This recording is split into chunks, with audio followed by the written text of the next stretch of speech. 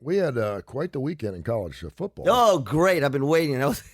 See, for those of y'all who don't listen to our show regularly, because I think people don't understand this, because we're all over the place. Mm-hmm. But I think what a lot of people don't understand is I don't do any prep. This is all on Tony. Yeah. Tony does all the prep. Mm-hmm. I throw all kinds of ideas to you. And the chance that any of them make it through is probably about, I would say, 35%. Okay. Is that right? 35, 40%. Or I'll throw you an idea that I saw, and you'll take it. It's not what I meant, and you'll take it there. So when you go down the lineup, like I've been waiting to talk college football, but I didn't put it out in front of you. So this is like a kid who's looking at the menu. Oh, they got my favorite stuff on the menu. Like crap. They have the mini corn dogs. Right, first you put the death. I don't like the death. I don't want death. Okay, let's talk about college football. Go. So the Tennessee game is is raising a lot of ires. And I hate it because when Tennessee is good, it's good for everybody. Tennessee is a perennial. They won national championship. When Tennessee's good in the SEC, it's good for all of us. Yes, I understand. Although, Alabama loves football? Yeah. Okay, when Alabama, we'd love to beat them down. But Tennessee sucking as long as they have for a long period of time. And one of my former afternoon guys, Jack Ryan, lives in Knoxville, and he lives and dies by Tennessee football. Yeah, well. They was talking about, maybe this is his year, and they've changed coaches a million times. Mm-hmm. Now they got another coach and Josh Heupel up there. And so I'm watching that game, and, of course, Lane Kiffin goes back. And I'm thinking, Tennessee fans have some royalty to them. Absolutely. They have some respect to them. And I realize there's bad factions of fans and good factions of fans. We've talked about LSU's on Saturday nights and everything else. And so I was pleasantly, and I say pleasantly because it was kind of funny. I'm glad no one was hurt. How that game ended between Ole Miss and Tennessee. It reminded me a little bit of when Nick Saban came back to Alabama. Yeah. Or I'm sorry, or went to LSU after he had left them, and they were burning him in effigy outside the stadium. I'm kind of like, okay, that's fine. As long as no one's getting hurt, and you want to have a joke about that, it's fine. Right.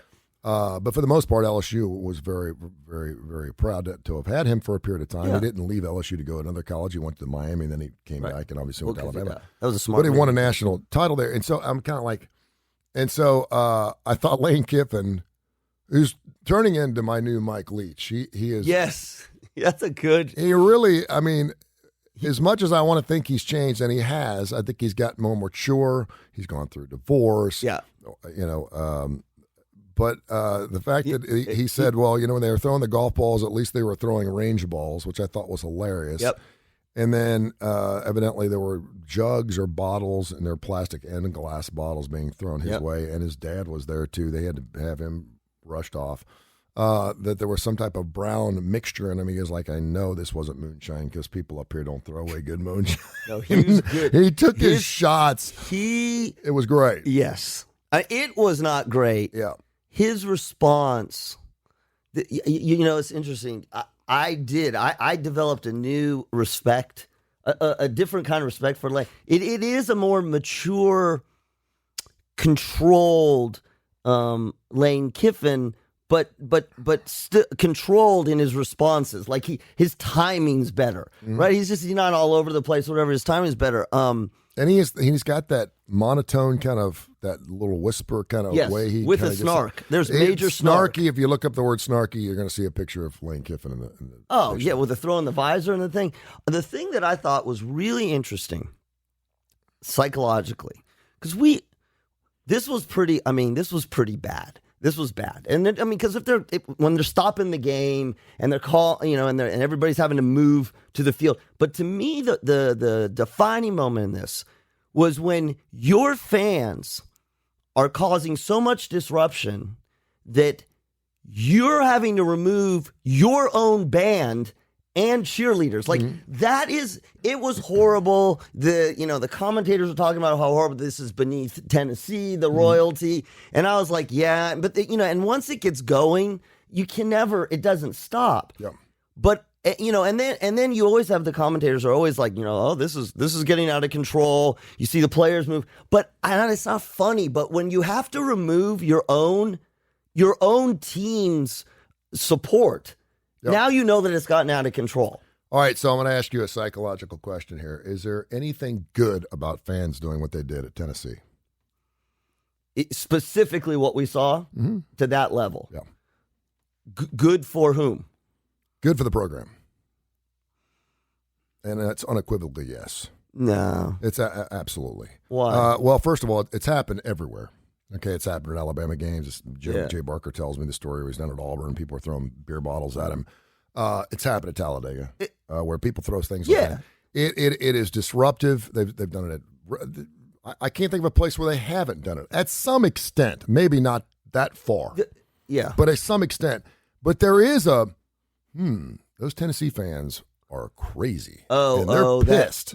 And that is a great atmosphere. It's not a family atmosphere. It's not the kind of place I'd want to take my 9-year-old. But it's good for what? what? But there is a little bit of for the these players? People are crazy and they love their football. And so, that is good for college football. But here's the other thing I thought. I was watching, like everybody else, watched it and then was rewatching the clips.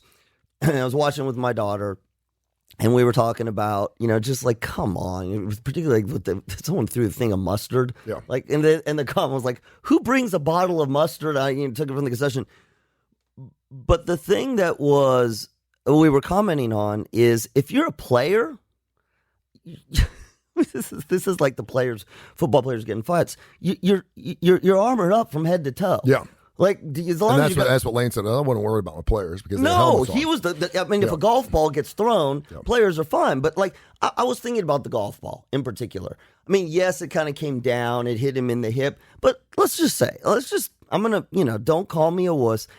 That could have been incredibly dangerous. Yeah. I mean, you throw a golf ball from the top and it hits somebody in the head. Then batteries thrown, yeah. I mean, so I don't think. I think who the hell brings golf balls to a college football? That's going to be thrown at some point during the game, period. If someone's walking in with golf balls, because you don't walk around with a pocket full of golf balls. Yeah, I think that.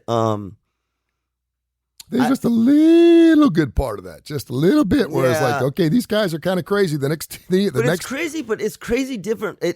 LSU fans crazy, Florida, even Florida. When you talk about going to the stadium, A&M. It's loud, it's ruckus. Mississippi State and the damn cowbells, all that kind of stuff. Like, that's good. It's funny that we did this segment on Fox before because they always ask, where's the line crossed? At what point is the line? If you throw a water bottle and it's plastic, is that okay? Yeah. At what point, if you throw a hot dog, is that okay? But if you throw a golf ball, is that not okay? And I think you've been doing this long enough. And this used to be an issue, right? This was an issue for a while in the NBA.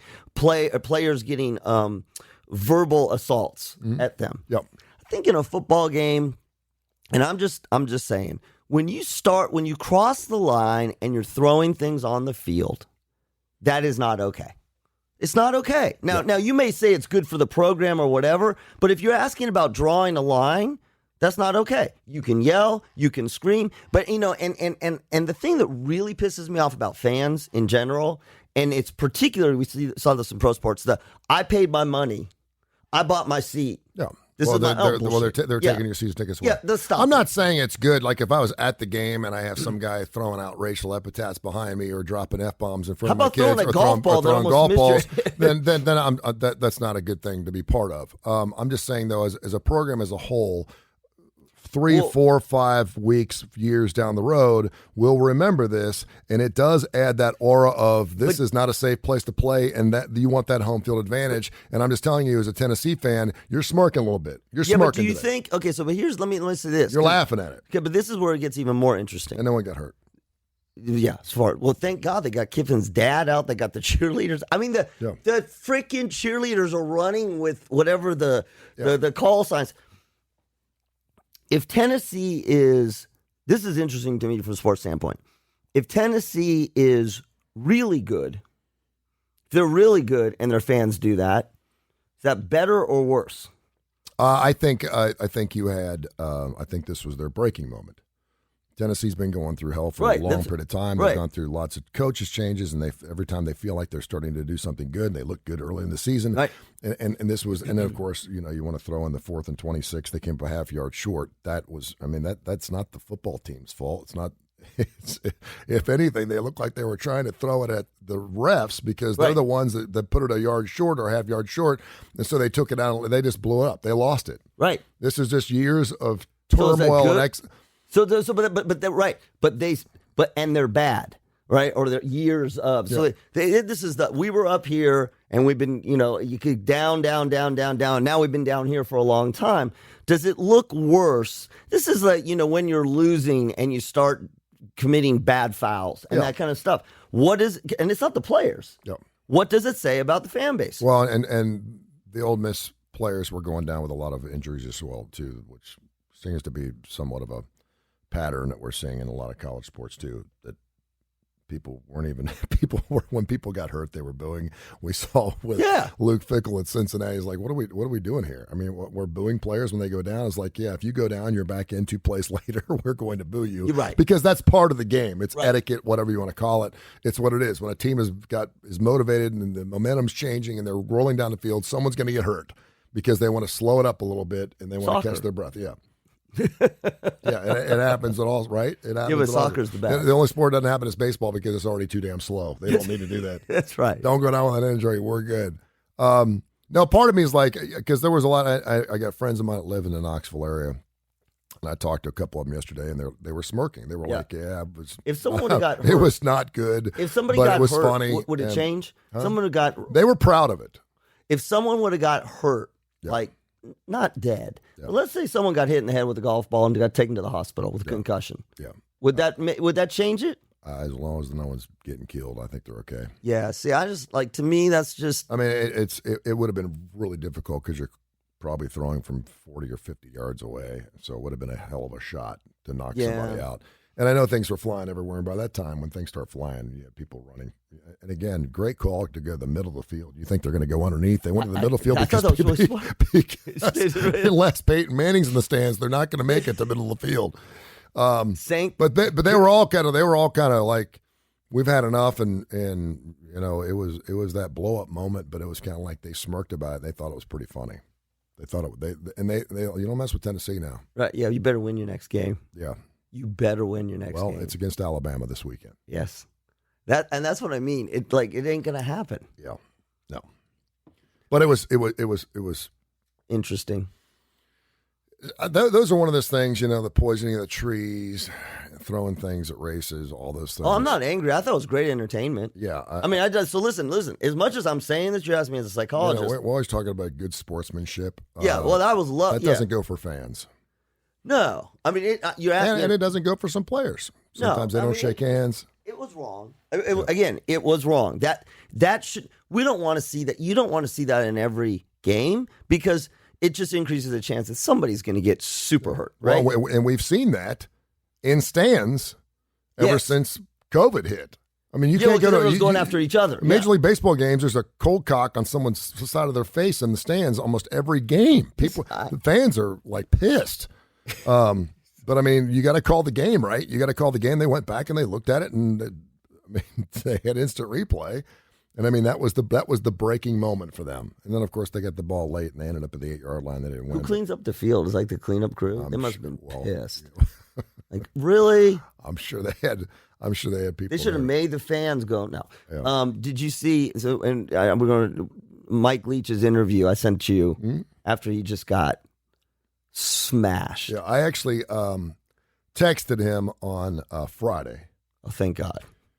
And we went back and forth a couple times because Mike Leach has been on our show for years, and we haven't had him on because we're kind of changing our platform a little bit. But he was cognizant of the fact that Alabama was coming off a loss that he wasn't real happy about, and the fact that he had no running game.